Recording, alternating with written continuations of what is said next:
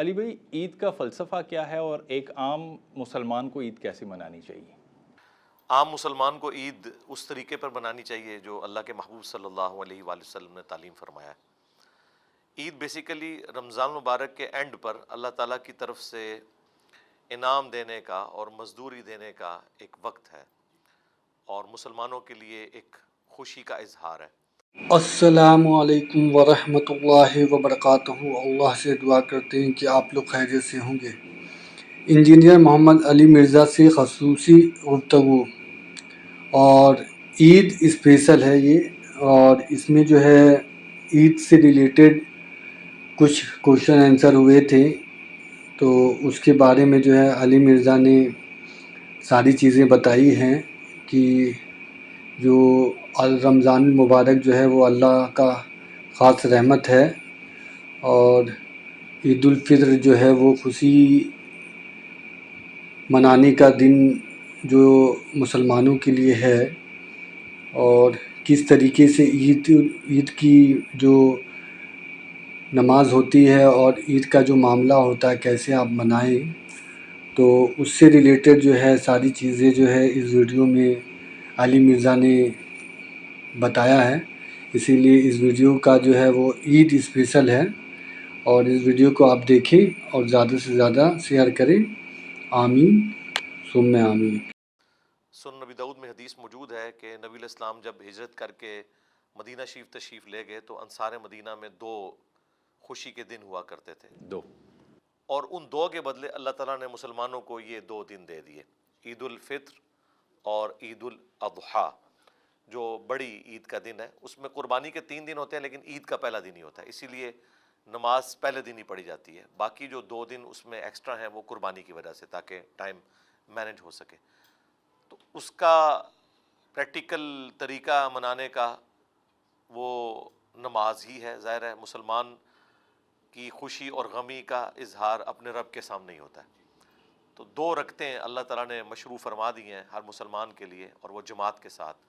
بلکہ بخاری مسلم میں یہاں تک آیا کہ جو عورتیں مخصوص ایام سے ہیں انہیں بھی اپنی عیدگاہوں میں ساتھ لے کے جاؤ، اچھا، تاکہ مسلمانوں کی ایک اسٹرینتھ شو ہو اور وہ مسلمانوں کی دعاؤں میں شامل ہوں۔ البتہ ہماری جو مساجد ہیں وہ عموماً عیدگاہیں بن چکی ہیں، تو مسجد میں تو مخصوص ایام والی عورت نہیں جا سکتی۔ ہاں، کسی گراؤنڈ میں یا کسی عیدگاہ میں جو مسجد نہیں ہے، اسپیسیفکلی یہ بڑے مجمعوں کے لیے بنائی گئی یہ جگہ جہاں مسجد والا پروٹوکول نہیں ہوتا، وہاں پر عورتیں جا سکتی ہیں اور وہ نماز نہ پڑھیں لیکن دعاؤں میں ضرور شامل ہوں، تاکہ اس دن جو اللہ تعالیٰ کی طرف سے انعام ملنے والا ہے اس کے وہ حقدار ٹھہریں۔ بڑی اچھی بات کی آپ نے علی بھائی، کہ ہم نے یہ چیز ہمارے معاشرے میں آج کل میں زیادہ آبزرو کر رہا ہوں کہ عید آتی ہے، ہم یہ رحمتوں اور برکتوں کا مہینہ رمضان جب اختتام پذیر ہوتا ہے، عید والے دن ہم خوشیوں کی طرف ہمارا رجحان زیادہ ہوتا ہے، لیکن نماز کی کتنی اہمیت ہے اس کے بارے میں بتائیں۔ یہ کتنا ظلم ہے کہ ایک شخص جو پورے رمضان اتنی باقاعدگی سے نماز پڑھتا ہے کہ جو بیچارے پورا سال پڑھنے والے ہیں وہ بھی رشک کرتے ہیں کہ یار اس طرح کی نماز تو ہم نے بھی نہیں کبھی پڑھی، اور اعتکاف بھی بیٹھ جاتا ہے، لیکن چاند رات وہ مغرب کے وقت تو اعتکاف سے اٹھ کے جاتا ہے، اکثریت تو عشاء کے وقت واپس ہی نہیں آتی، اور اگر کوئی آ جائے تو اگلے دن جو فجر کی نماز جو فرض نماز تھی اس کے لیے تو مسجد میں نہیں آتے، اور ایک نفلی نماز بعض کے نزدیک وہ واجب ہے یا سنت موقدہ کہہ لیں، اس کے لیے مسجد میں آ جاتے ہیں، اور فرض نماز جو اوبلیگیٹری ہے اللہ کے حضور جس کی پکڑ ہونے والی ہے، فجر کی نماز، وہ اس کو چھوڑ دیتے ہیں۔ تو نماز کے بغیر تو انسان کسی کام کا نہیں۔ قرآن حکیم میں اللہ تعالیٰ نے واضح فرمایا وَأَقِيمُوا الصَّلَاةَ وَلَا تَكُونُوا مِنَ الْمُشْرِكِينَ، نماز کو قائم کرنا اور دیکھنا مشرک نہ ہو جانا، یعنی مسلمان اور مشرک کا فرق ہی نماز ہے۔ جی، اس کو ایکسپلین کیا اللہ کے محبوب علیہ السلام نے صحیح مسلم کی ایک حدیث کے اندر، کہ بندے کے کفر اور ایمان، شرک اور اسلام کے درمیان فرق ہی نماز ہے۔ صحیح مسلم میں ایک اور حدیث ہے کہ عبداللہ ابن مسعود کہتے ہیں رضی اللہ تعالیٰ عنہ کہ رسول اللہ صلی اللہ علیہ وآلہ وسلم کے مبارک زمانے میں اگر ہم میں سے کوئی بیمار بھی ہوتا تو وہ 2 بندوں کے سہارے اگر مسجد آ سکتا تو اس کی کوشش ہوتی تھی کہ مسجد میں ہی آئے، ورنہ اسے منافق شمار کر لیا جائے گا۔ اچھا، یعنی صحابہ کرام کے نزدیک جو بندہ مسجد میں نماز نہیں پڑھتا مرد، مرد، تو وہ اسے مسلمان ماننے کے لیے تیار نہیں ہے، اور ہمارے پاکستان کے شناختی کارڈ میں ایسے شخص کو مسلمان سمجھا جاتا ہے۔ جامعہ ترمذی میں حدیث ہے، ہمارا اور منافقین کا عہد نماز کی بنیاد پہ ہے، جس نے نماز چھوڑی اس نے کفر کیا۔ اور جامعہ ترمذی میں عبداللہ بن شقیق تابعی کا قول ہے، وہ کہتے ہیں کہ صحابہ کرام تارک الصلاح کی تکفیر کرتے تھے اور کسی کی نہیں کرتے تھے، یعنی جو نماز نہیں پڑھتا اسے وہ کافر سمجھتے تھے۔ یہ پاکستان کے شناختی کارڈ میں مسلمان ہے، اللہ کے حضور تو نماز چھوڑ دینے والا ایسا کافر ہے کہ مسند احمد میں حدیث ہے کہ جو شخص نماز پڑھتا ہے، نماز قیامت والے دن اس کے لیے نور ہوگی، دلیل ہوگی اور نجات کا باعث بنے گی، اور جو نماز نہیں پڑھتا قیامت والے دن اللہ کے حضور اس کے لیے نہ تو کوئی نور ہوگا پل صراط پہ، نہ کوئی دلیل چھوٹنے کی، نہ کوئی نجات کا معاملہ، بلکہ اس کا حشر جو ہے وہ فرعون، قارون اور حامان کے ساتھ ہوگا۔ ایک اور حدیث میں اس میں ایڈ کر دوں آخر میں، وہ سنن ابن ماجہ میں حدیث ہے، نبی الاسلام نے فرمایا کہ اللہ کے ساتھ شرک نہ کرنا، خواہ تمہارے ٹکڑے ٹکڑے کر دیے جائیں یا تمہیں زندہ آگ میں جلا دیا جائے۔ اور دوسری چیز فرمائی کہ نماز نہ چھوڑنا، جس نے نماز چھوڑ دی اللہ کے ذمہ کرم سے وہ باہر نکل گیا۔ سر ایک بات آپ کی گفتگو کے درمیان میں میرے ذہن میں آئی کہ ہمارا جو مذہب اسلام ہے یہ بہت آسان ہے، لیکن ہم نے بہت زیادہ اس کو مشکل کر دیا کہ آج کل کے معاشرے میں ہمارے جو ینگسٹرز ہیں ان کو بڑا کمپلیکیٹڈ کر دیا ہے ساری چیزوں کو۔ کیسے اس کو سم اپ کیا جائے، کیسے اس ایزی اعتبار سے تو کیا، دیکھیں آپ کو عشاء کی صرف 17 رکعتیں بتا دی ہیں۔ اب انسان جب تصور کرتا ہے کہ عشاء کی نماز 17 رکھتے ہیں، تو آج کے اس ماڈرن دور، کیا اگلے زمانوں میں بھی لوگوں کے پاس اتنا ٹائم نہیں ہوتا تھا کہ اتنی کنسنٹریشن کے ساتھ نماز ادا کر سکیں، سوائے چند ایک لوگوں کے۔ حالانکہ اللہ تعالیٰ نے امت کے لیے آسانی کی ہے، اور دن رات میں ٹوٹل 17 رکھتے ہیں۔ یہاں تو صرف آپ کو عشاء کی 17 رکعتیں بتائی گئی ہیں۔ یہ 17 رکعتیں وہ ہیں جن کے اوپر اجماع ہے اہل سنت کا، اہل تشیع کا۔ 2 فجر کے فرض، 4 ظہر کے، 4 عصر، 3 مغرب اور 4 عشاء۔ باقی جتنی 7 نمازیں ہیں وہ نفلی نمازیں ہیں، کبھی ہم ان کو سنت موقدہ کہہ لیتے ہیں، کبھی سنت غیر موقدہ، اور وطر کے لیے بعض لوگ واجب کی ٹرم یوز کرتے ہیں۔ رکعتیں یہی 17 ہیں، 2 فجر، 4 ظہر، 4 عصر، 3 مغرب، 4 عشاء۔ یہ اوبلیگیٹری ہیں، ان کی پوچھ ہونی ہے، ان کے ساتھ آپ جتنا گڑ ڈالیں اتنا میٹھا ہے۔ وہ تو ابو داؤد میں حدیث موجود ہے، قیامت والے دن جس کے فرض میں کوئی کمی نکل آئی تو اللہ تعالیٰ فرمائے گا میرے بندے کی اگر کوئی نفلی نمازیں ہیں تو انہیں فرائض کے ایکویلنٹ تول لو، جی، اور اس کی خلاصی والا معاملہ ہو جائے گا۔ اس لیے نفلی نمازیں تو ساتھ پڑھنا وہ ایک اچھا کام ہے، لیکن اگر کسی کے پاس ٹائم نہیں اور وہ مینیج نہیں کر سکتا، صرف فرض پڑھ لے وہ کافی ہے۔ وہ بخاری مسلم میں حدیث ہے، ایک بدو شخص حاضر ہوا، اس نے کہا یا رسول اللہ مجھے دین پہ چلنے کے لیے وہ بات بتائیں کہ میں کامیاب ہو جاؤں۔ ایک روایت میں آیا کہ میں جنت تک پہنچاؤں۔ تو اللہ کے نبی اسلام نے فرمایا کہ فرض نماز کو قائم رکھ، ماشاء رہا نفلی نماز وہ تیری مرضی، اگر تو پڑھنا چاہے، اس میں بڑھانا چاہے۔ پھر فرمایا کہ فرض روزے رکھ، ہاں اگر تو نفلی روزے رکھنا چاہے تو تیری مرضی۔ فرض زکوٰۃ ادا کر، ہاں تو اگر نفلی صدقات دینا چاہے تو تیری مرضی۔ یہ 3 اعمال کا ذکر کیا، اور سب سے پہلے کلمہ شہادت کا ذکر کیا، اللہ تعالیٰ کے ایک ہونے کی گواہی اور محمد رسول اللہ کے پیغمبر ہونے کی گواہی صلی اللہ علیہ وآلہ وسلم۔ لیکن اعمال میں 3 کا ذکر کیا۔ حج اس وقت تک فرض نہیں ہوا تھا اس لیے اس کا ذکر نہیں۔ اب اس میں واضح الفاظ ہیں کہ فرض نماز، فرض زکوٰۃ، فرض روزے، ہاں بڑھانا چاہے تو تیری مرضی۔ اس شخص نے یہ بات سنی اور وہاں سے واپس ہو گیا یہ کہتے ہوئے کہ نہ تو میں اس میں کوئی کمی کروں گا نہ کوئی زیادتی۔ تو نبی الاسلام نے فرمایا اگر یہ اپنی بات پر قائم رہا تو یہ کامیاب ہو گیا، اور ایک روایت میں ہے کہ جس نے جنتی شخص کو دیکھنا ہے اس کو دیکھ لے۔ یہ دونوں حدیثیں بخاری اور مسلم میں موجود ہیں جو واضح ثبوت ہیں، اور اس میں ان لوگوں کے لیے بھی لمحہ فکری ہے جو یہ بات کرتے ہیں کہ جی جب تک آپ لوگ 7 نوافل یا سنت موقدہ نہیں پڑھیں گے تو فرض قبول نہیں ہوں گے۔ تو یہی رول پھر رمضان کے روزوں کے لیے بھی ہونا چاہیے۔ فرض تو صرف رمضان کے روزے ہیں، لیکن آج تک کسی نے نہیں کہا کہ پیر اور جمعرات کا روزہ چونکہ سنت ہے جو یہ نہیں رکھتا اس کے وہ بھی نہیں ہوتے۔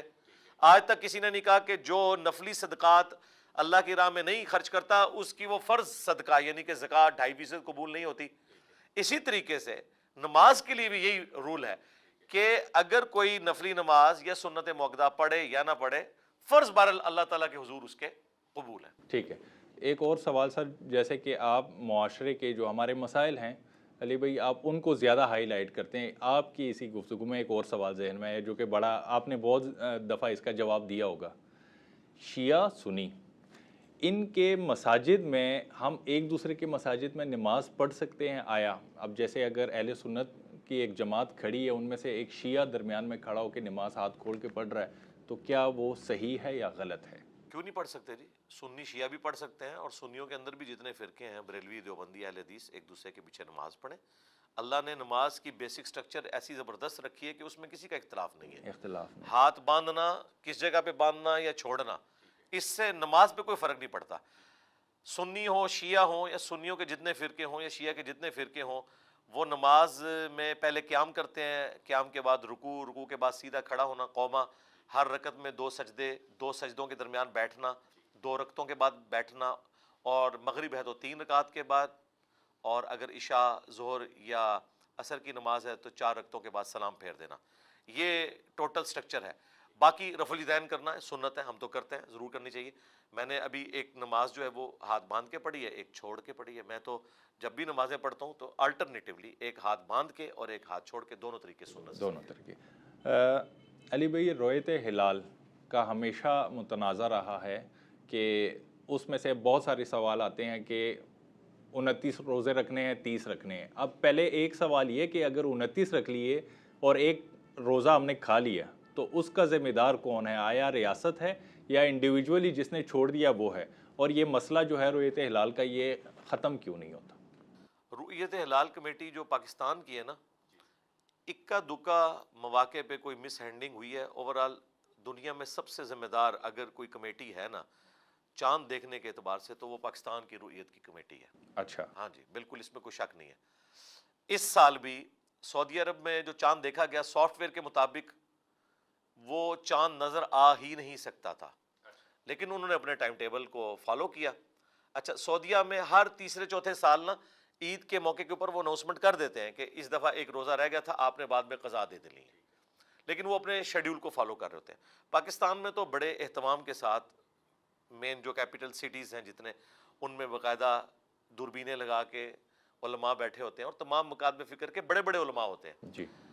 رہا کے پی کا مسئلہ، وہ اس دفعہ تو اللہ کا شکر ہے کوئی ایسا مسئلہ اس بڑے لیول کے اوپر نہیں ہوا. سر یہ ہوتا کیوں ہے؟ ہاں، میں بتاتا ہوں کیوں ہوتا ہے. وہ اس لیے ہوتا ہے کہ ایک تو فرقہ وارانہ اس کے پیچھے ریزن ہوتی ہے. میں بھی چونکہ جی یہاں پہ رؤیت ہلال کمیٹی کے چیئرمین آلموسٹ 20 سال تک مفتی منیب صاحب رہے، ان کا تعلق بریلوی مکتب سے تھا. تو کے پی میں جو ڈومیننٹ پرسنالٹی ہیں وہ دیوبند مکتب سے، لیکن اس کمیٹی میں بھی دیوبندی شامل تھے. اس کے باوجود اس قسم کے معاملات ہوتے تھے. پھر بعض لوگ ایک جذباتی ایفیلیشن رکھتے ہیں کہ جی ہم نے سعودیہ کے ساتھ کرنا ہے. تو شریعت آپ کو یہ بتاتی ہے کہ ہر علاقے کی رؤیت کا اعتبار ہوگا اپنی رؤیت کا، بشرطے کہ وہ رؤیت ہو. اگر آپ کو چاند نظر نہیں آیا، آپ زبردستی صرف ایک دن پہلے کرنے کے لیے چاند نکالنے کی کوشش کریں تو یہ بالکل غلط ہے. اور یہ بھی نہیں ہونا چاہیے کہ اگر چاند نظر آ گیا تو پورے ملک کو ایک پیج پہ لانے کے لیے آپ زبردستی اس کو چھپا لیں. یہ بالکل غلط ہے. بخاری مسلم میں حدیث ہے، نبی علیہ السلام نے فرمایا کہ چاند دیکھ کر روزہ رکھنا شروع کرو اور چاند دیکھ کر ہی اس کو مکمل کر دو، اور اگر تمہیں چاند نظر نہ آئے تو شعبان کے 30 دن مکمل کرو. اور ایک اور حدیث ہے بخاری اور مسلم میں کہ چاند کا مہینہ یا 29 کا ہوتا ہے یا 30 کا ہوتا ہے. یہ نہیں ہو سکتا کہ 31 کا مہینہ بن جائے یا 28 کا. اور اگر ایسا ہو گیا تو یقیناً کوئی مس ہینڈلنگ ہوئی ہے. سافٹ ویئر سے آپ مدد لیں. سافٹ ویئر آپ کو بتا دیتا ہے کہ اس وقت چاند کی پیدائش ہو چکی ہے، اور اگر وہ 16 گھنٹے کا چاند ہو تو اس کے چانسز ہوتے ہیں نظر آنے کے. اس سے کم کا نظر نہیں آتا. اس سے کم اگر کوئی کہہ رہا ہے میں نے دیکھ لیا، ایون ایڈنگ ڈیوائس کے ساتھ، دوربین کے ساتھ دیکھنا بھی مشکل ہو جاتا ہے. اسی لیے آپ دیکھتے ہیں کہ جب 30 کے بعد چاند نظر آتا ہے تو وہ سائز میں بڑا ہوتا ہے، کیونکہ اس کی عمر بڑھ چکی ہے. اور لوگ کہتے ہیں یہ ایک روزہ کھا گئے. روزہ نہیں کھایا ہوتا، وہ چاند کی عمر چونکہ زیادہ ہو چکی ہوتی ہے، اس لیے وہ چاند تھوڑا موٹا نظر آتا ہے. صحیح مسلم میں حدیث ہے کہ حضرت امیر معاویہ رضی اللہ تعالیٰ عنہ کے دور ملوکیت کے اندر ایک شخص شام سے آتا ہے، چونکہ انہوں نے دارالحکومت شام میں شفٹ کر لیا تھا. مدینہ شریف آیا ایک بندہ، عبداللہ ابن عباس نے اس سے پوچھا کہ تم نے روزے کب سٹارٹ کیے؟ تو اس نے کہا کہ وہاں تو جمعے اور جمعرات کی درمیانی رات کو چاند نظر آیا تھا. تو ابن عباس نے کہا ہمیں تو چاند نظر آیا ہے جمعے اور ہفتے کی درمیانی رات کو، یعنی ایک دن بعد، جی تو ہم نے تو یہ روزے اس اعتبار سے رکھے ہیں۔ تو اس شخص نے پھر پوچھا کہ حضرت معاویہ اور اس علاقے کے روزوں کا کیا بنے گا؟ تو انہوں نے کہا وہ اپنی رویت کو فالو کریں گے، ہمیں نبی الاسلام نے یہ حکم دیا تھا کہ ہر شخص اپنے علاقے کی رویت کو فالو کرے گا۔ اگرچہ مدینہ شریف اور شام ایک ہی دارالحکومت کے انڈر تھے، شام کے انڈر تھے، بنو امیہ کی حکومت تھی، لیکن دونوں الگ الگ ٹائمنگ کے اوپر اپنے چاند کو لے کے چل رہے تھے۔ یہ اس بات کا ثبوت ہے کہ پوری امپائر کے اندر ایک وقت میں روزوں کا سٹارٹ کرنا اور ایک وقت میں عید کرنا یہ اللہ تعالیٰ کو مطلوب ہی نہیں ہے۔ اس حدیث کے اوپر امام ترمذی نے بھی باب باندھا ہے کہ ہر علاقے کی اپنی رویت کا اعتبار ہوگا۔ صحیح مسلم میں بھی باب کی ہیڈنگ یہی ہے۔ امام ابن عبد البر نے اسی حدیث کو لے کر اس پہ کمنٹس کیے ہیں کہ اسپین کی جو رؤیت ہے وہ اندلس کی جو رؤیت ہے وہ خراسان کو کفایت نہیں کرے گی، یعنی یہ ان کے زمانے میں اسپین سے لے کر خراسان تک مسلمانوں کی حکومت تھی، یہاں پہ بنو عباس تھے، وہاں پہ بنو امیہ تھے۔ انہوں نے کہا کہ وہ اپنی رؤیت کو دیکھیں گے، یہ اپنی رؤیت کو۔ تو آج بھی رؤیت ہر علاقے کی اپنی ہوگی۔ سب سے پہلے اگر چاند نظر آتا ہے تو افریقن ملکوں میں جو مراکش اور مغرب جسے کہتے ہیں، اس کے بعد پھر شام، پھر سعودی عرب، اور یوں آگے بڑھتے جائیں تو اس طرح سٹیپ وائز نظر آتا ہے۔ بعض اوقات اگر وہ آپس میں کوئنسائڈ کر جائے تو ایک وقت میں بھی سعودی عرب اور ہمارا چاند نظر آنے کے چانسز ہوتے ہیں، لیکن یہ کئی سالوں میں کوئی اکا دکا دفعہ ہوتا ہے، اور ہوا بھی ہے یہاں پہ۔ ادروائز جو ہے وہ فرق رہتا ہے عموماً ایک دن کا۔ ٹھیک ہے، یہ تو علی بھائی تھی آپ کی عید کے حوالے سے بہت اہم سوالات تھے جو آپ نے، جن کے بڑی خوبصورتی سے آپ نے جواب دیے۔ اب مزید تھوڑے سوشل ایشوز ہیں، ان کے حوالے سے بھی آپ سے گفتگو کریں گے۔ یہاں پر وقت ہوا چاہتا ہے ایک چھوٹی سی بریک کا، ملتے ہیں بریک کے بعد۔ ویلکم بیک ناظرین۔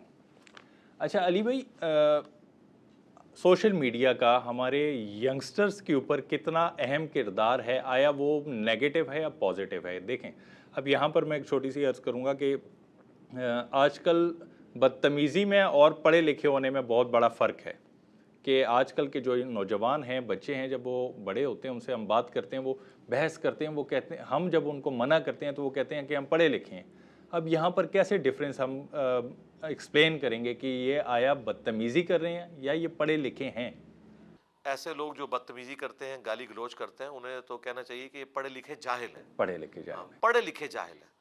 ڈگری کا آ جانا یا پڑھا لکھا ہونا اس بات کی دلیل نہیں ہے کہ آپ جو لکھی ہوئی باتیں ہیں ان پر عمل بھی کر رہے ہیں۔ مجھے بتائیں، جتنے لوگ ماں باپ کے ساتھ بدتمیزی کرتے ہیں، کیا انہوں نے بچپن سے نہیں پڑھا کہ ماں باپ کا ادب کرو؟ پڑھا ہوا ہے، بالکل پڑھا ہوا ہے، ان کے علم میں ہے، لیکن وہ پریکٹیکلی اس کے اوپر عمل نہیں کر رہے، یعنی وہ پڑھے لکھے جاہل ہیں۔ سوشل میڈیا میں ہماری یہ جو ایک پولیٹیکل جماعتوں کی وجہ سے ایک ایشو کھڑا ہوا ہے نا، خصوصاً ایک خاص سیاسی جماعت، اس نے بہت بدتمیزی کا ایک یہاں پہ ایلیمنٹ داخل کر دیا ہمارے ملک کے اندر۔ ظاہر ہے اس سے پہلے تو اس لیول کی بدتمیزی نہیں تھی، اور سوشل میڈیا کی وجہ سے ایک دوسرے کو ٹرول کرنا، ایک دوسرے پر الزامات لگانا، جھوٹے ایک دوسرے کے خلاف پروپیگنڈے کرنا۔ آپ دیکھ لیں، یہ پچھلے دنوں شاید افریدی صاحب نے کوئی بات کی نہیں ہوئی تھی، خام کا ایک پوسٹ کسی نے بنائی، اور پھر ایک جرنلسٹ جو کہتے ہیں جی میں بڑا ذمہ دار ہوں، لوگ انہیں جب یوٹیوبر کہتے ہیں تو وہ برا مان جاتے ہیں، انہوں نے اس کو ری ٹویٹ کیا، اور پھر اس طریقے سے ایک سلسلہ شروع ہوا۔ ابھی تک انہوں نے اپنی اس غلطی کے اوپر معافی نہیں مانگی۔ تو اس طرح کے جو ہمارے یعنی صحافی حضرات ہیں، وہ بھی اپنی سیاسی جماعتوں کی محبت میں ایک ایکسٹریم کو جب کراس کرتے ہیں نا، تو نچلے لوگ انہی کو دیکھ کے آگے چل رہے ہوتے ہیں۔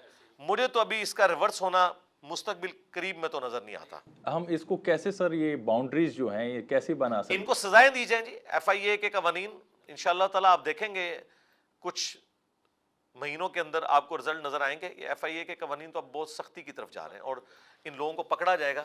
آپ شکایت کریں تو انشاءاللہ تعالیٰ یہ معافی بھی مانگیں گے۔ جی علی بھائی، شادی سے پہلے لڑکا لڑکی کا آپس میں ملنا یا سوشل میڈیا کے تھرو یا ڈائریکٹ ملنا، کیا یہ صحیح ہے یا غلط ہے؟ رشتہ ہونے کے بعد یا رشتہ ہونے سے پہلے؟ دونوں بتا رہے ہیں۔ رشتہ ہونے سے پہلے تو لڑکی لڑکے کا ملنا کوئی نہیں بنتا، ظاہر ہے وہ تو غیر محرم ہے۔ رشتہ ہو جائے، اور رشتے سے مراد منگنی نہیں بلکہ نکاح، تو وہ یعنی علیحدگی میں تو نہیں مل سکتے، ہاں ماں باپ کی موجودگی میں مل سکتے ہیں۔ اچھا، اب یہاں پر جو رشتہ نہیں ہوا اور یہ آپس میں جو ہمارے معاشرے میں ہے بہت زیادہ ہے یہ ریشو ملنے کی، اس میں کردار کس کا ہے؟ غلطی کس کی ہے؟ والدین منع نہیں کرتے یا بچے کچھ زیادہ حد سے آگے نہیں؟ دیکھیں، جو بچے نماز ہی نہیں پڑھ رہے، جن کے ماں باپ نماز ہی نہیں پڑھ رہے، وہ اگر یہ کام کر رہے ہیں تو ان کو کرنے تھے، وہ تو بڑا جرم کر رہے ہیں۔ ظاہر ہے جس نے خدا کو سیریس ہی نہیں لیا، اس طرح کے چھوٹے جرائم اگر ہو جاتے ہیں تو یہ تو کوئی ایسی بڑی بات نہیں ہے. اللہ ہدایت دے ایسے لوگوں کو. سود کے حوالے سے سر مجھے تھوڑا سا ایک یہ سوال پرسنلی ہے. میں ایک پروگرام کرتا ہوں فوڈ شو کے حوالے سے, اور سوشل بھی میں بہت ہوں علی بھائی, کہ میں گھومتا پھرتا ہوں دوستوں یاروں کے ساتھ. یہ ریٹس کا مجھے آج تک سمجھ نہیں آئی کہ ہر دکان والے نے, ہر بندے نے, ہر ریڑھی والے نے اپنا اپنا ریٹ یہ کیوں فکس کیا ہوا ہے. اس کی کوئی چیک اینڈ بیلنس کیوں نہیں ہے اسلام سبزی کی اور روح فروٹ سے؟ کے اوپر ہے. باقی تو ریٹیل پرائز جو ہے وہ گھی کی ہو یا صابن کی ہو تو فکس ہے, اس کو تو کوئی نہیں چینج کر سکتا, وہ تو اس کے اوپر لکھی ہوئی ہوتی ہے. بہت سارے سر دیکھیں, اگر ہم برانڈس کی بات کریں, برانڈس کے سے مراد یہ کہ اب کراکری کی ہم چیزیں لیتے ہیں, اس میں سے اب وہ ہمیں تو پتہ نہیں ہے کہ ایک یہ پلیٹ ہے یہ کتنے کی ہے, بندے کو دیکھ کے ریٹ الگ لگایا جاتا ہے. اور تو اس کا طریقہ یہ کہ آپ ایک سے زیادہ دکانیں پھریں, انشاءاللہ تعالیٰ آپ کو اچھی چیز کوئی نہ کوئی مل جائے گی. باقی یہ جو ریٹ کا معاملہ ہے نا, ریٹ فکس ہو بھی نہیں سکتا. اس کی وجہ یہ ہے کہ بعض دکانیں ایسی ہیں جن کا کرایہ جو ہے وہ 1,00,000 روپیہ ہے, بعض دکانیں ہیں جن کا کرایہ 2,00,000 روپیہ ہے, انہوں نے ایئر کنڈیشن بھی لگایا ہوا ہے. بعض دکانیں جو ہیں وہ مین مارکیٹ سے دور ہیں. اب ایک شخص منڈی سے سبزی لے کر وہیں ریڈی پہ بیچ رہا ہے, اور ایک شخص اس سبزی کو ایک پک اپ میں لوڈ کرتا ہے اور جا کے G11 میں دکان کا کرایہ بھی دیتا ہے اور یہ راستے کا کرایہ بھی دیتا ہے. تو ظاہر ہے یہ ہو نہیں سکتا کہ وہ اگر 100 روپے کلو آلو بیچ رہا ہے تو یہ بھی 100 روپے بیچے, یہ تو ہو سکتا ہے 150 200 روپے. تو اسلام میں کوئی اس کی حد نہیں ہے, آپ اپنے سرکمسٹانسز کو دیکھ کے جتنا چاہیں پروفٹ لے سکتے ہیں. اس کے اوپر جو چیک ہے وہ یہ ہے کہ بلیک مارکیٹنگ نہ ہو, کہ مارکیٹ سے سارا آلو نہ اٹھا لیں, یہ چیک اس کے اوپر ہے. تو آپ اگر 1,000 روپے کلو آلو بیچیں گے اور ایک بندہ آپ کے ساتھ 200 روپے بیچ رہا ہے تو آپ سے تو لے گا ہی نہیں, خود بخود یہ اس کے اوپر چیک لگ جائے. ٹھیک ہو گیا. پاکستان میں سوشل میڈیا کا کردار, ہم اوور آل گلوبلی بات نہیں کرتے, پاکستان میں آپ کو کیا لگتا ہے کہ مثبت یوز ہو رہا ہے اس کا, پازیٹیو یا نیگیٹو زیادہ ہو رہا ہے؟ نیگیٹو پوری دنیا میں زیادہ ہو رہا ہے. نیگیٹو ہونے کا قطعاً یہ مقصد نہیں ہے کہ ہم اس کو بین کر دیں. ناک پہ اگر مکھی بیٹھے تو ناک کو تو نہیں کاٹنا چاہیے, مکھی اڑانی چاہیے. اس کے آگے بند باندھا نہیں جا سکتا. اب تو ہمارا روزگار, ہماری تعلیم, سب کچھ سوشل میڈیا کے ساتھ وابستہ ہے. تو رولز اور ریگولیشنز کو سخت کرنا چاہیے. اس کے آگے بند باندھنے کا یہی طریقہ ہے, لوگوں کو ایجوکیٹ کریں. باقی اس کو پابندی والا معاملہ کر کے کہ انٹرنیٹ کے اوپر پابندی ہو, یوٹیوب کے اوپر پابندی ہو, اس سے تو پہلے ہی ہم دنیا سے پیچھے ہیں اور پیچھے رہ جائیں گے, اسٹون ایج میں چلے جائیں گے. مذہب اور مسلک کا ہمارا سب سے بڑا ایشو رہا ہے ہمیشہ شیعہ سنی کے فسادات ہو گئے اور انتشار پھیلانا. سوشل میڈیا کا اس میں بہت اہم کردار ہے, اس کا قصوروار کون ہے؟ اس کے قصوروار سب سے پہلے تو علماء ہیں جنہوں نے یہ فرقہ واریت پھیلائی ہے. جی ظاہر ہے انہوں نے ایجوکیٹ کیا نا ایک دوسرے کو کافر کہنا. اس کے بعد وہ اسٹرانچ قسم کے ماں باپ ہیں جنہوں نے اندھے بن کر بجائے یہ کہ خود قرآن و سنت پڑھتے وہ اپنے علماء کے پیچھے چلے اور یہی انہوں نے آگے بچوں کو تعلیم دی. لیکن اس میں آپ کو ایک پازیٹیو چیز بتاؤں, وہ دنیاوی تعلیم ہے. ایٹ لیسٹ جو کالجز اور یونیورسٹیز کا ماحول دیکھ لیتے ہیں بچے, ان میں کافی ٹالرنس آ جاتی ہے, کیونکہ یونیورسٹی کے ہاسٹل میں ہر طرح کے لوگ نماز پڑھ رہے ہوتے ہیں. ایک دوسرے کو دیکھ کر, ایک دوسرے کے پاس بیٹھ کے کافی حد تک جو ہے نا وہ ٹالرنس کا جذبہ پیدا ہو جاتا ہے. پھر ہمارے پلیٹ فارم کی برکت سے تو ہم نے ینگ جنریشن کو چونکہ ٹارگٹ کیا ہے تو الحمدللہ کافی حد تک تبدیلی آ چکی ہے, اللہ کا شکر ہے. علی بھائی ڈریسنگ کی بات کرتے ہیں. ہمارے اب معاشرے میں ایسے ہو گیا کہ مرد جو ہیں وہ خواتین کی ڈریسنگ کرنے لگے ہیں, ٹھیک ہے, اور خواتین جو ہیں وہ مردوں کی. اس کے بارے میں کیا کہیں گے آپ؟ صحیح بخاری میں حدیث ہے, ان عورتوں پر لعنت جو مردوں کی مشابہت اختیار کریں اور ان مردوں پر لعنت جو عورتوں کی مشابہت اختیار کریں. ایسے ڈریس جو واقعتاً عورتوں کے ڈریس ہیں جی, اور وہ مرد پہن رہے ہیں, اور ایسے ڈریس جو واقعتاً مردوں کے ڈریسز ہیں اور وہ عورتیں پہن رہی ہیں, تو یہ حرام ہے اسلام. اس کی روک تھام کے لیے کیا کرنا ہوگا ہمیں؟ ترغیب دلانی ہے. گورنمنٹ کا تو یہ کام نہیں ہے کہ وہ زبردستی گن پوائنٹ پہ کروائے, ترغیب دلائیں بس. جہاں تک علی بھائی میں نے پڑھا ہے یا مجھے پتا ہے کہ اسلام میں اگر ایک عورت کا ایک بال بھی دیکھ لے غیر مرد تو 70,000 گناہ ملتے ہیں. تو ہمارے کس کو, معاشرے عورت کو یا مرد کو؟ مرد کو. اچھا آپ کیا کہتے ہیں؟ نہیں, یہ ابھی جذباتی بات ہے. تو یہ جو ہر ہمارے شخص اپنے اعمال کا جواب دے خود ہی ہے. جی ٹھیک ہے, نہیں تو اب جو ہمارے معاشرے میں ہے, اسلام میں تو پردے کا حکم دیا گیا, لیکن جو ہم دیکھ رہے ہیں, میں نے پہلے بھی عرض کیا کہ جو معاشرہ نماز نہیں پڑھتا, جو معاشرہ اللہ کو سیریس نہیں لے رہا, وہ اگر بے پردہ گھوم رہا ہے تو یہ تو چھوٹا مسئلہ ہے. اس سے بڑا مسئلہ ہے جب تک خدا کا تعارف نہیں ہوگا ان کی اصلاح نہیں ہوگی کبھی بھی. اصل چیز ہے کہ انہیں خدا کا تعارف کروایا جائے, پرپز آف لائف بتایا جائے, کہ آپ کو مر کے اپنے رب کے حضور پیش ہونا ہے, اپنے اعمال کا جواب دہ ہونا ہے. تو بڑے لیول کی جو خرابیاں پہلے انہیں ایڈریس کیا جائے, یہ چھوٹی چیزیں ہیں. بڑی خرابی یہ ہے کہ لوگ نماز نہیں پڑھتے, نماز نہیں پڑھ. نماز ہی نہیں پڑھ رہے تو مسلمان ہی نہیں ہے. جب وہ مسلمان نہیں ہے تو آپ ان سے پردہ کیا کروانا ہے آپ نے؟ جی یہاں پر سر ایک اور, سوری ٹو سے, آپ اس کو محسوس نہ کیجیے گا, لیکن ہمارے معاشرے میں ہے علی بھائی کہ کہا جاتا ہے کہ ساری جتنی بھی فساد کی جڑ ہے یا وہ عالم ہے یا مولوی ہے. کیوں سر؟ ریپریزینٹ تو یہی لوگ کر رہے ہیں اسلام کو. نہیں, ہر فساد کی جڑ نہیں ہے جو مذہب کے پوائنٹ آف ویو سے فساد ہے. باقی میرا خیال ہے جو ہماری پولیٹیکل جماعتوں کے لیڈرز نے فساد مچایا ہے بے حیائی والا, تو انہوں نے بھی اپنی کنٹریبیوشن کی ہے اس میں. ٹھیک ہے. چونکہ دیندار طبقہ اس لیے زیادہ ہائی لائٹ ہوتا ہے کہ وہ دین کے کسٹوڈین ہیں. لوگ ایکسپیکٹ کر رہے ہوتے ہیں کہ لوگوں کو دین صحیح سکھائیں اور خود بھی دین کے اوپر عمل کریں, اس لیے وہ زیادہ ہائی لائٹ ہو جاتا ہے. یہاں سوری ٹو کٹ یو, یہاں پر ایک ذہن میں سوال آیا کہ کون سا عالم یا مولوی, ہمیں کیسے پتہ لگے گا کہ یہ ٹھیک ہے, ہمیں انہی کو فالو کرنا چاہیے؟ نہیں, یہ کوئی تھرمامیٹر نہیں ہے کہ آپ شکل دیکھ کر یا گفتگو کا سٹائل دیکھ کے بتا سکیں. اس کا تھرمامیٹر ایک ہی ہے کہ آپ خود جب تک ایجوکیٹ نہیں ہوں گے آپ کو نہیں پتہ چلے گا. ایجوکیٹ نہیں جی ہاں, ہوں گے. قرآن و سنت آپ کو خود پڑھنا ہوگا. ہاں, ایسے عالم کو سنیں جو آپ کو ریفرنس دے, آپ اس کو کاؤنٹر ویریفائی کر لیں کہ ہاں واقعی اس نے جو ریفرنس دیا یہ موجود ہے. اب تو آپ کے ٹچ سکرین موبائل کے اوپر قرآن کی آیات کو, احادیث کو کھولنا کوئی مشکل کام تو نہیں ہے نا. تو جو وہ ریفرنس دے رہا ہے آپ اس کو کراس چیک کریں, اگر نکل آئے تو ٹھیک ہے فالو کریں, ادروائز اس کی وہ والی بات چھوڑ دیں. کوئی اور اچھی بات کرتا ہے تو وہ لے لیں, لیکن سب کو سنیں. یہ نہ کہیں کہ ہمیں بتایا جائے کہ فلاں کو ہم نے سننا ہے فلاں کو نہیں. میں تو ہر طرح کے عالم دین کو سنتا ہوں, نان مسلمس کو بھی سنتا ہوں. مجھے ہر جگہ سے کچھ نہ کچھ ملتا ہے, میں سیکھتا ہوں. تو پڑھا لکھا بندہ, اس نے ڈگری حاصل کی ہے, وہ سمجھدار ہے, اسے اچھے اور برے میں تمیز کرنا آتا ہے. باقی معاملات میں بھی تو ہم دیکھ رہے ہوتے ہیں نا, کپڑا بھی ہم اپنی مرضی سے خریدتے ہیں, 4-5 دکانوں پہ پھرتے ہیں, ہمیں اچھی موٹر بائک بھی مل جاتی ہے.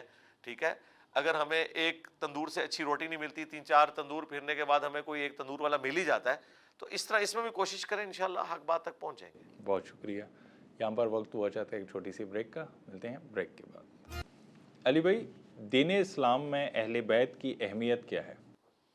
اہل بیت کی, صحابہ کرام کی اہمیت اپنی اپنی جگہ موجود ہے. اہل بیت کا مرتبہ اس اعتبار سے ڈومیننٹ ہے کہ ان کو رسول اللہ صلی اللہ علیہ وآلہ وسلم کے ساتھ نسبت ہے. اس سے بڑی کیا بات ہوگی کہ ہم ہر نماز میں محمد اور آل محمد پر دروشی پڑھتے ہیں, اس کے بغیر ہماری نماز مکمل نہیں ہے. اللہم صلی علی محمد وعلی آل محمد. باقی یہ تو ایک پورا ٹاپک ہے, ہم پوری رات بھی اہل بیت کے فضائل کے اوپر بات کرتے رہیں تو ختم نہیں ہوگی. اس حوالے سے جامعہ ترمذی کی ایک حدیث ہے, نبی الاسلام نے فرمایا کہ اللہ سے محبت کرو کہ اس نے تمہیں نعمتوں سے نوازا ہے, اور مجھ سے محبت اس لیے کرو کہ میں اللہ کا رسول ہوں, اور میرے اہل البیت سے اس لیے محبت کرو کہ ان کی نسبت میرے ساتھ ہے. اور صحیح بخاری میں حضرت ابوبکر صدیق رضی اللہ تعالیٰ عنہ کا قول امام بخاری لے کر آئے ہیں کہ محمد کے قرب کو اہل بیت کے قرب میں تلاش کرو. یعنی حضرت ابوبکر جو خلیفہ اول ہیں مسلمانوں میں, 4 ٹاپ کی پرسنالٹیز میں سے ایک ہیں, سیدنا ابوبکر, عمر, عثمان و علی رضی اللہ عنہم اجمعین وعلیہم السلام اجمعین. وہ یہ کہہ رہے ہیں کہ اگر تم نے رسول اللہ کا قرب حاصل کرنا ہے تو آپ کے اہل البیت کے قرب میں تلاش کرو. اور اس حدیث کو امام بخاری, یعنی کہ حضرت ابوبکر کا قول, اس کے لیے بھی حدیث کا ورڈ استعمال ہوتا ہے, حدیث موقوف, اس کو حسن و حسین کے چیپٹر میں امام بخاری لے کر آئے ہیں, یہ بات بتانے کے لیے کہ یہاں اہل البیت سے مراد نبی الاسلام کے رشتے کے جو لوگ ہیں, جو دودھ کے رشتے سے یا خون کے رشتے سے آپ کے اہل البیت بنتے ہیں. ویسے تو امہات المومنین بھی اہل البیت ہیں, لیکن وہ آنری طور پر اہل البیت ہیں. جو اصلاً اہل البیت ہیں وہ آپ کے رشتے کے لوگ ہیں. رشتے کے لوگ ہیں. علی بھائی, کے پی کے سائڈ پہ میں نے یہ چیز نوٹ کی ہے کہ جو ہمارے پٹھان بھائی ہیں یہ ایکسٹریمسٹ ہیں. یہ مذہب کو, اسلام کو, چاہے وہ شیعہ ہو یا سنی ہو, اس کو لے کے بہت زیادہ ایگریشن کا مظاہرہ کرتے ہیں. کیوں؟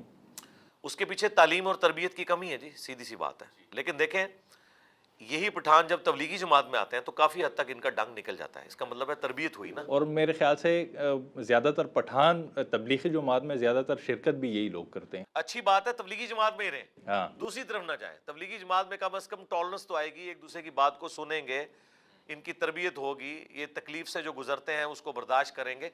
باقی یہ جو تبلیغی جماعت سے ہٹ کے جماعتیں ہیں نا, ان میں سختی کا ایلیمنٹ بہت زیادہ ہے وہاں پہ. جو ایک یعنی مفتی صاحب تھے منیر شاکر صاحب, انہوں نے بھی ایک ریڈیو اسٹیشن شروع کیا اور عجیب و غریب قسم کی وہ اہل البیت کے اوپر بھی بکواسیات بولتے ہیں, ناسبیت پھیلا رہے ہیں, اور باقی جو ان کے اپنے اختلافات چل رہے تھے دیوبند کے حیاتی گروپ کے ساتھ, وہ تو ایک تماشا لگایا ہوا ہے. اس قسم کا وہاں پہ بہت ایشو ہے, مجھے پتہ ہے. کون سے ایسے عوامل ہیں جن کی وجہ سے آپ کو لگتا ہے کہ پاکستان میں جو یہ اختلافات ہیں شیعہ سنی یا باقی جو ہیں فرقے, یہ ختم کیے جا سکتے ہیں؟ ختم تو نہیں ہو سکتے جب تک انسان کے پاس عقل ہے نا, یہ ختم نہیں ہو سکتے.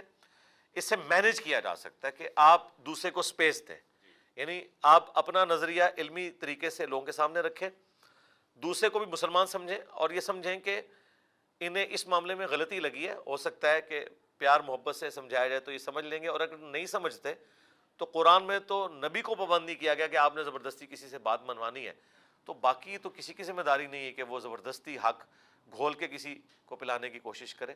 تو علمی اختلاف رکھیں, باقی نماز ایک دوسرے کے پیچھے پڑھیں جی, اور ایک دوسرے کی جو سرمنیز ہیں جنازوں کی, اس طرح کی چیزیں ان میں شریک ہوں, کیونکہ ہم لاکھ اختلافات کے باوجود ایک دوسرے کو کافر نہیں مان رہے. جی, ایک فرقے کو مل کے سب نے الگ کیا نا, قادیانیوں کو. قادیانیوں کے سوا تو اور کوئی فرقہ ادھر ایسا نہیں ہے. قادیانی بھی ایک فرقہ تھا اہل سنت کا, حنفی فرقہ, اور انہوں نے ایک جھوٹی نبوت کلیم کی تو خود حنفیوں نے انہیں اسلام سے نکال دیا, دیوبند اور بریلویوں نے, اور اہل حدیث نے بھی, اور اہل تشیع نے بھی. اس طرح کی کوئی تکفیر ابھی تک اور کسی مکتب فکر کی یہاں پر نہیں ہوئی. تو میرا خیال ہے مسلمان ہیں سب, حج اور عمرے کے لیے خانہ کعبہ شریف جاتے ہیں, اور حرم کی سرزمین میں تو کافروں کا داخلہ منع ہے اس خاص پورشن کے اندر. اچھا, تو مسلمان وہاں پہ جا رہے ہیں. اگر سعودی حکومت بریلوی, دیوبندی, اہل حدیث, شیعہ سب کو ویزا دے رہی ہے تو میرا خیال ہے ان کو آپس میں بھی ایک دوسرے کو مسلمان ماننا چاہیے. اگر وہاں حرم میں جا کے سارے اکٹھے نماز پڑھ رہے ہیں, نماز پڑھ رہے ہیں, اور مسلمانوں کا آپس میں متحد نہ ہونا, اس کے نقصانات کیا کیا ہو سکتے ہیں؟ دیکھیں سب سے بڑا نقصان تو ہم دیکھ رہے ہیں ابھی فلسطین کی شکل میں جو کچھ ہوا ہے.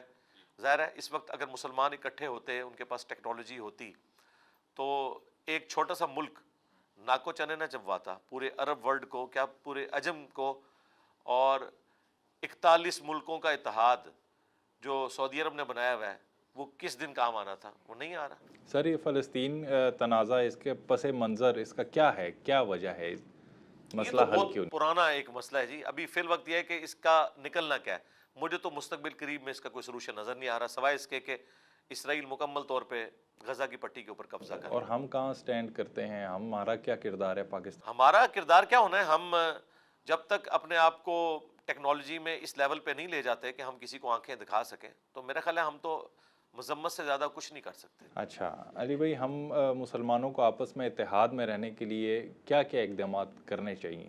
سب سے ضروری چیز یہ ہے کہ ہم قرآن کو پکڑیں. دیکھیں حجۃ الوداع کے موقع پر نبی الاسلام نے المستدرک للحاکم میں حدیث ہے قرآن اور سنت چھوڑے, اور غدیر خم پر قرآن اور اہل البیت, لیکن ایمفسائز کیا قرآن کو پکڑو, اس میں ہدایت ہے, اس میں نور ہے, یہ اللہ کی رسی ہے, جو اسے پکڑے گا وہ ہدایت پہ ہوگا, جو چھوڑ دے گا گمراہ ہو جائے گا. کامن بانڈ سنی اور شیعہ کے درمیان بھی کوئی حدیث کی کتاب نہیں ہو سکتی, قرآن ہے, اس کو پکڑیں. اور جو قرآن میں عقائد ہیں ایٹ لیسٹ ان کے اوپر ہم منوان اس طریقے سے ایک دوسرے کو ایکسیپٹنس دیں, اور عقیدہ توحید کے حوالے سے, ختم نبوت کے حوالے سے, عقیدہ آخرت کے حوالے سے زیرو ٹالرنس ہونی چاہیے. باقی جو فقہی فروعی اختلافات ہیں ان میں ٹالریٹ کرنا چاہیے. میں تو کرتا ہوں, میں تو ہاتھ چھوڑ کے بھی نماز پڑھتا ہوں, ہاتھ باندھ کے بھی پڑھتا ہوں. اسلام نے خواتین کو ایک خاص مقام دیا ہے اور بہت بلند مقام دیا ہے, لیکن خواتین کا جو ہمارے اسلام کے مطابق ہے کہ وہ گھروں میں رہیں, لیکن آج کل کے معاشرے میں زیادہ تر خواتین ہماری گھروں سے باہر کام کرتی ہیں.